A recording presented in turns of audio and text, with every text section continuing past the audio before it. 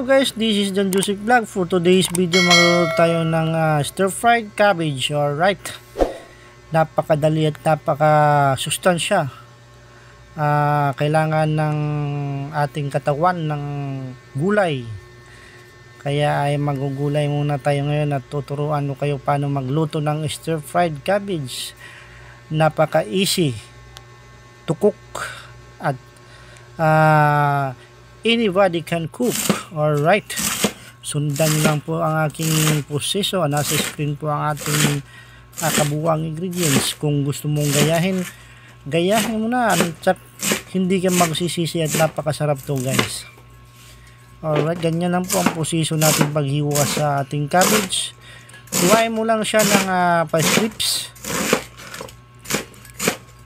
Ganyan lang po at napakadali.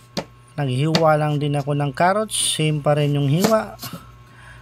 Hiwain mo lang ng paba or ang ating tinatawag na julienne cut or shredded cut.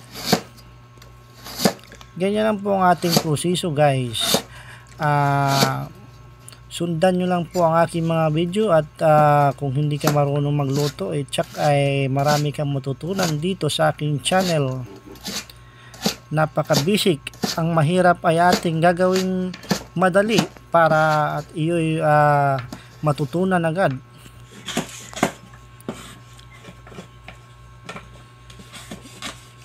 Tapos yan, hiwa-hiwain mo lang yung ating carrots. Mga 1 piraso lang nagamit ko dyan. After that, preparing to saute na tayo. Ngayon gagawin natin yung ating scrambled egg. Yan ay ang pang toppings natin ngayon.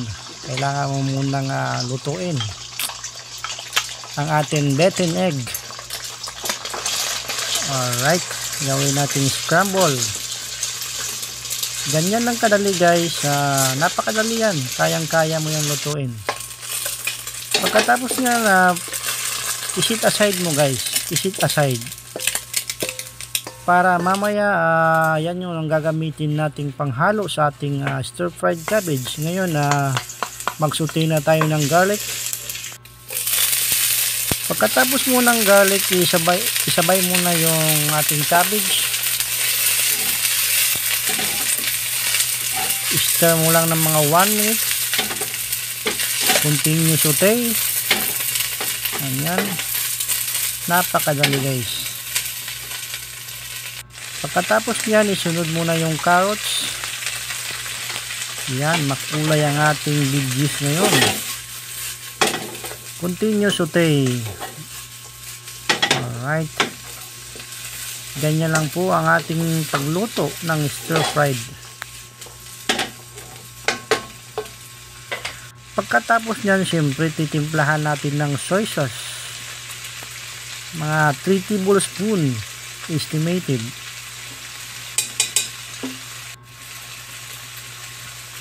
Pagkatapos nyan, syempre hindi mawawala ang ating oyster sauce. Yan yung nagpapasarap sa ating gulay. Alright. At nilagyan ko po siya ng Lea Perrins o tinatawag nating Worcestershire sauce.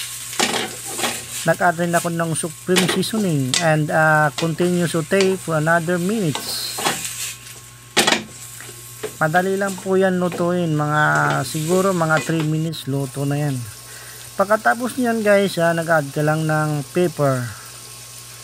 Importante yan, pepper ay nagpapasarap sa ating luto. Pagkatapos niyan, ilagay muna yung ating beaten egg, scrambled egg. Ganyan lang guys, then saute for another minutes.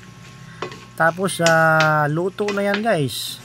I hope marami kayong natutunan sa aking channel. Paki-subscribe po ang aking YouTube channel para updated kayo sa mga bago kong upload. Thank you very much and God bless sa inyo. Bye bye!